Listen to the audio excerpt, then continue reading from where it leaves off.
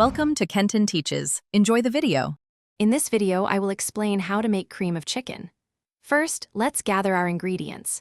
You'll need 4 tablespoons of unsalted butter, 1/4 cup of all-purpose flour, 2 cups of chicken broth, and 1 cup of whole milk. Don't forget 1 cup of cooked, shredded chicken, along with salt and pepper to taste. Having everything ready makes the cooking process smooth and enjoyable. Now, let's create the foundation for our delicious cream of chicken, the roux. In a medium saucepan, melt 4 tablespoons of unsalted butter over medium heat. Once melted, whisk in 1/4 cup of all-purpose flour. Continue whisking until a smooth paste forms. Cook this mixture for 1 to 2 minutes, stirring constantly until it achieves a lightly golden color. This step is crucial for a rich, flavorful sauce.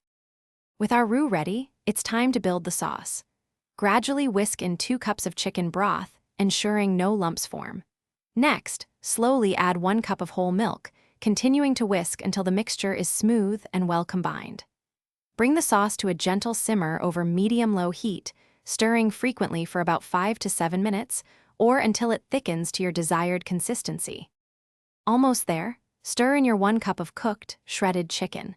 Season generously with salt and pepper to taste, adjusting as needed. Heat the mixture through for another 2 to 3 minutes, just until the chicken is warmed through. Serve your homemade cream of chicken warm, perhaps over rice or as a base for casseroles. Don't forget to check the description for a link to some amazing socks and other great deals. Thanks for watching. Please subscribe if this video was helpful.